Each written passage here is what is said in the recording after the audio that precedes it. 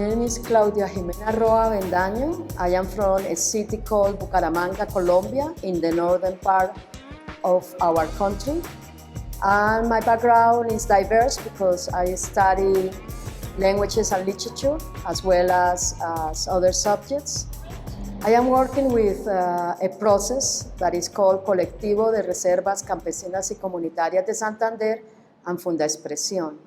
It's a process that we have to protect the forests from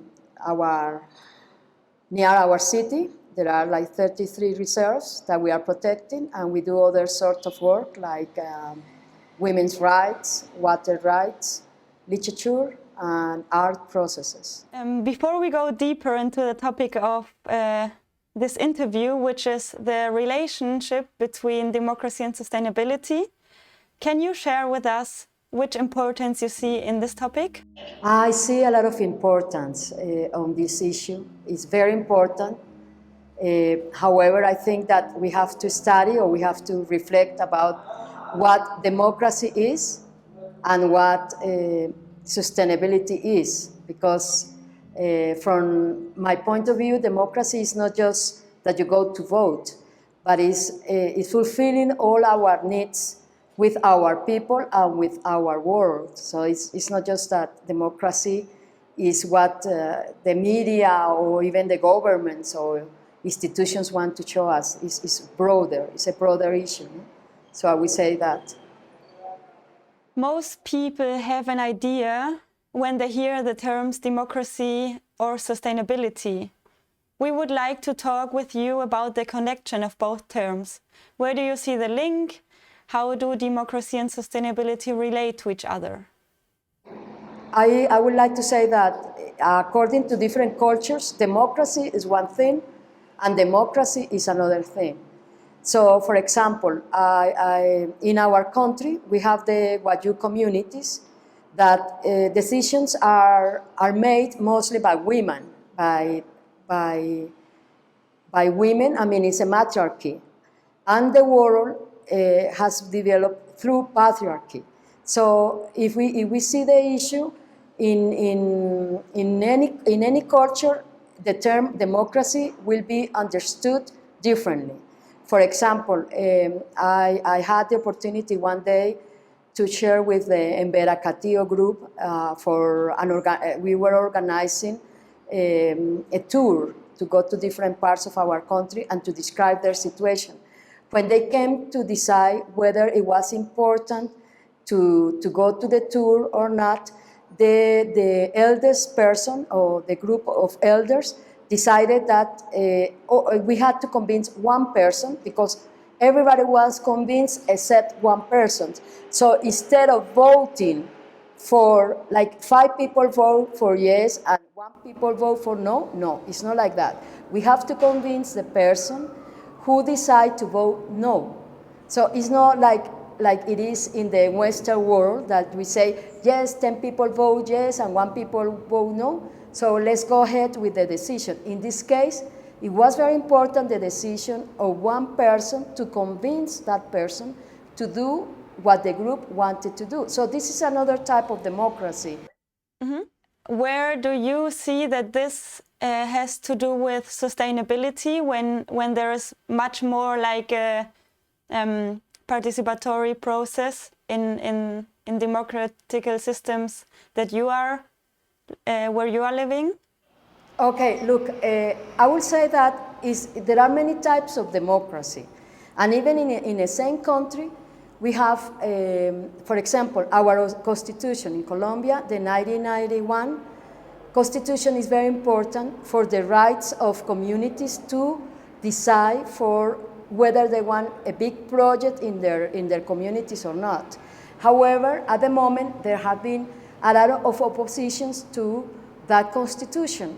In Bolivia and Ecuador, the constitution has el buen vivir as part of our life, as a philosophy of life that decides that it's not just important to have money or to build big houses, big schools, but it's important how you feel yourself and how you protect your environment, your rivers, the fauna, the flora, how children are educated in a different type of education, how you fulfill with happiness your life. We pretend that democracy is only one, that you go to vote, or that in the United Nations decide for us what is supposed to do for our world, and that the big countries, the leaders, are the ones who are going to decide. But we say, no, there are other type of decisions we are taking that are different. Consensus, protecting our forests, protecting our rivers, saying no to mega projects, saying we want another type of sustainability that doesn't have to do with money, that doesn't have to do with the World Bank, that doesn't have to do with the decisions taken by white male in the northern part of our world, by countries like in Germany or the United States, or that favor the consumption in the north, and then we are the ones who are protecting here. So that the life in the northern part of in Europe, in North America, is a different life, because consumption is there for anything, energy, like a lot of energy is spent in those countries, and here people are having a different type of life in a different type of world. But within communities, also democracy is not as perfect as people think, because as I said before, girls are different from boys. In our communities in rural areas, women, girls don't have the same right as boys. Women, girls have to cook for men, have to clean their rooms, have to look after men, have to look after children. So this is another type of issue that has to do with sustainability, because food sovereignty is the most important for a community, for a country. If you are not hungry, you live better. But if you are hungry, how can you talk about democracy? If you are starving, how can you talk about democracy? Is there democracy in a country where 25 million people go one day without food? I don't think so.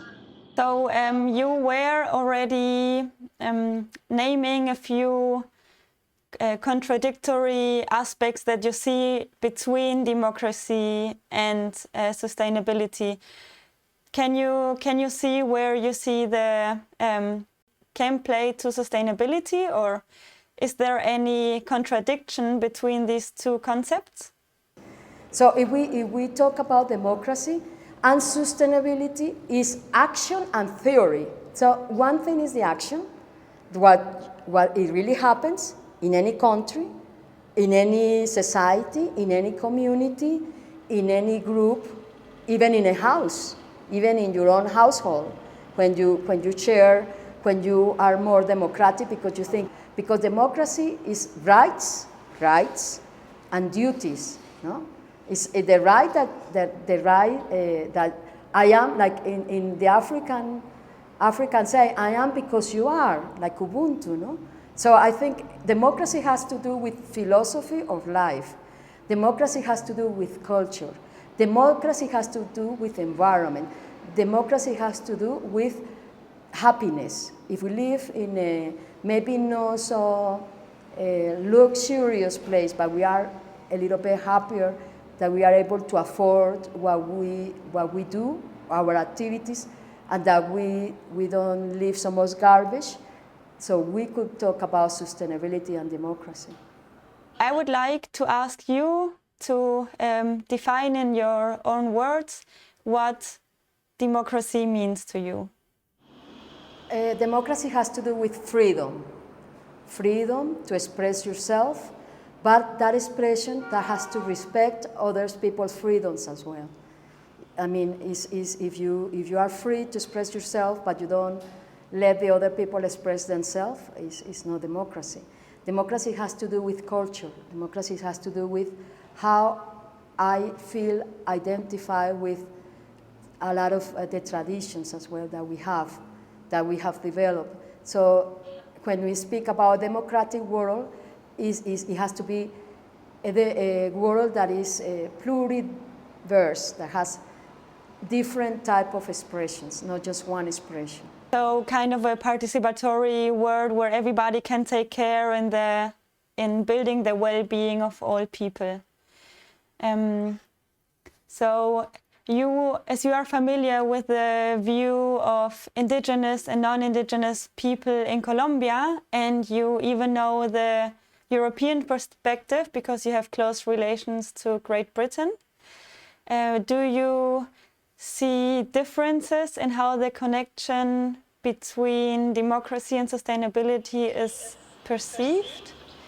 Yes, I would say that of course, in the cities, especially in the big cities, some people don't understand what a rainforest is, for example. So when I am talking about the sustainability and democracy, but however, I think what is common to northern and southern people is that we want to live well. We want to live.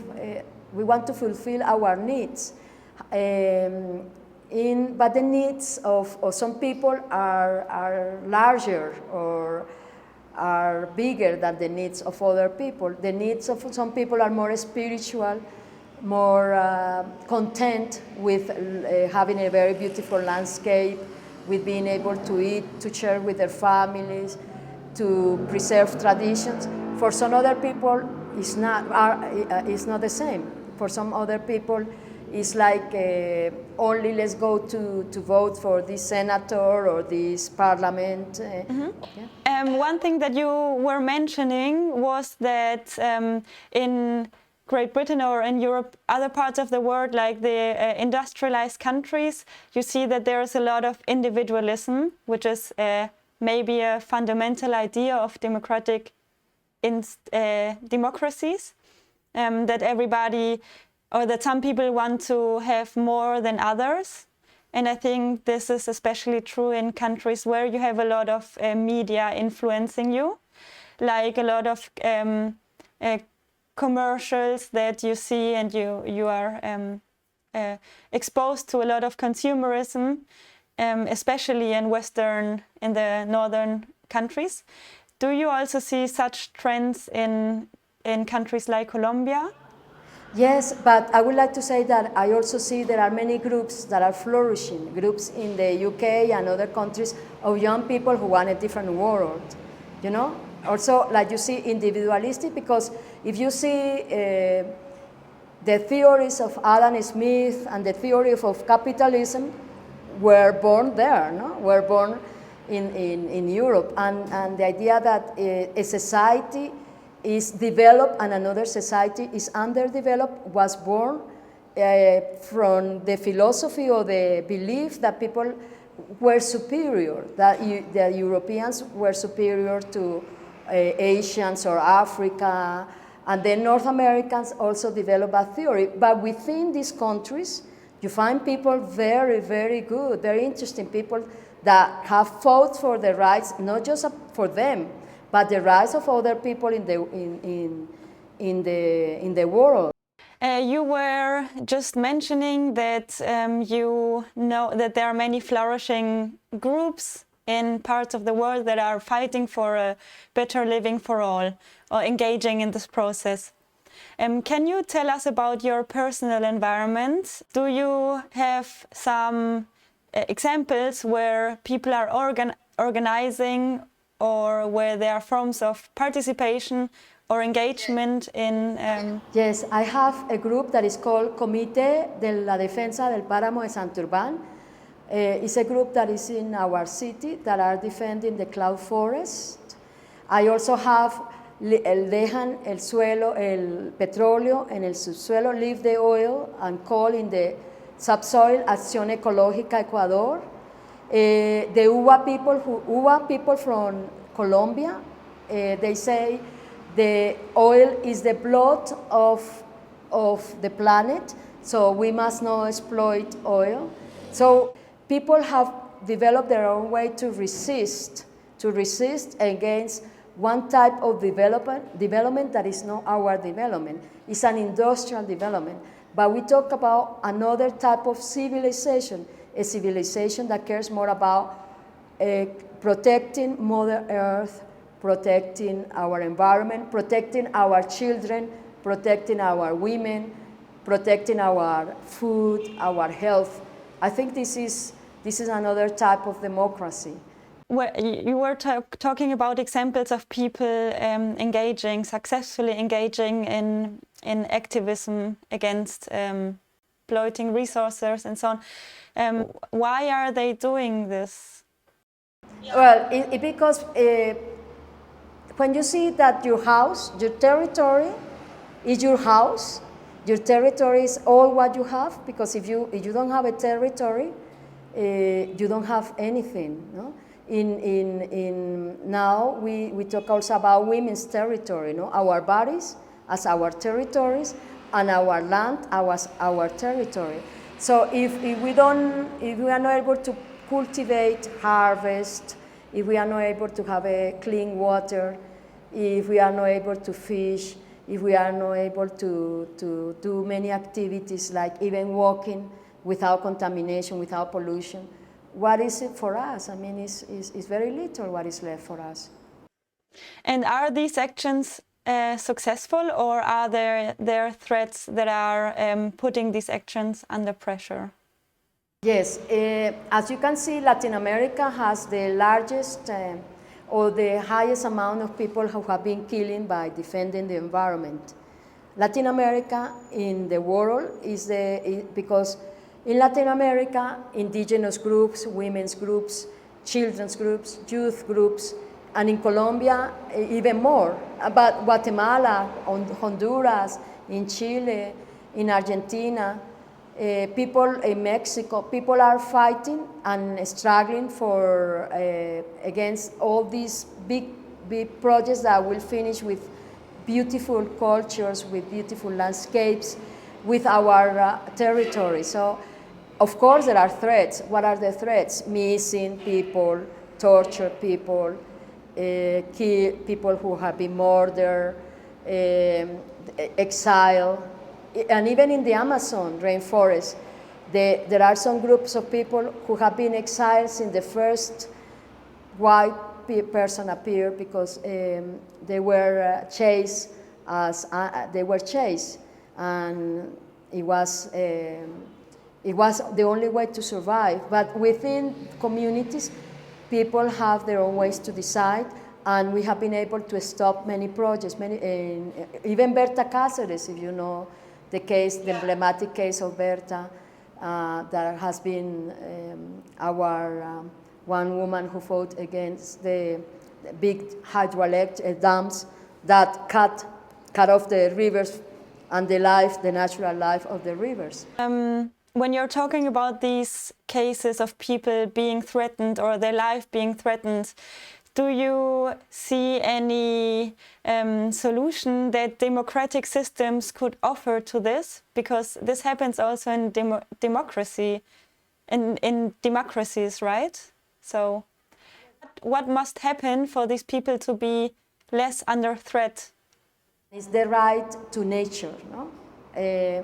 To survive as well as nature. So, for instance, there have been some legally processes to respect a river, to respect a mountain.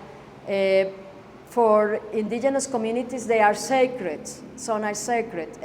Under the law, that has been done, especially here in Colombia as well, is the right of a river to be free, not to be cut off by big projects. The right of a mountain to exist.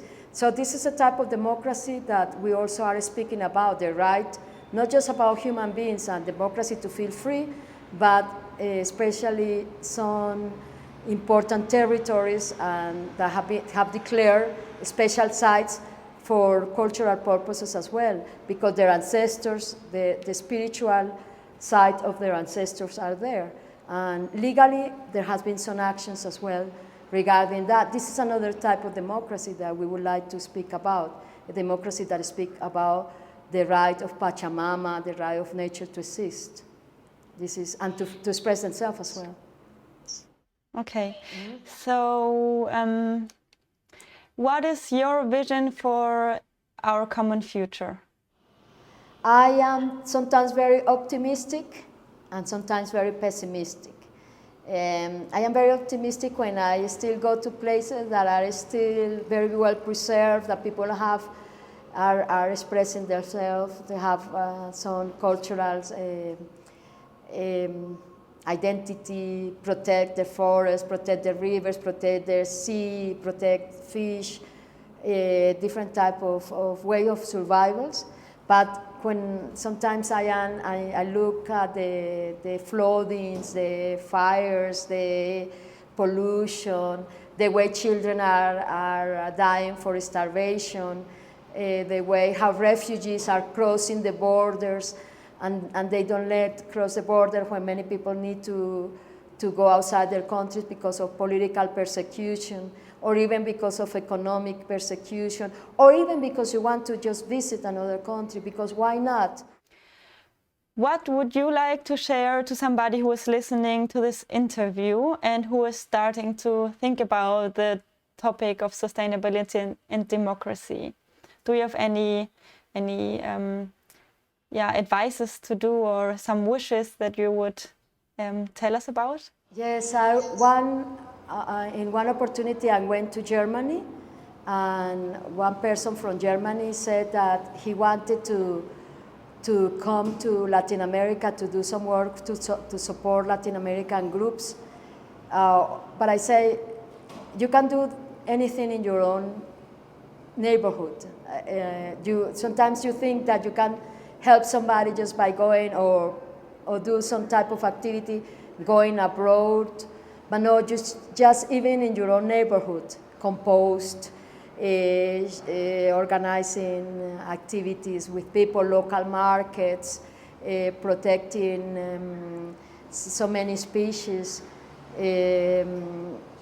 thinking about different issues, and also to develop not the sense of democracy as going to the polls, as you go and put your vote. That's one type of democracy, only one. But there are, I would say, 100,000 types of democracies. Okay. Then for the end, I have 2 sentences which I would ask you to complete.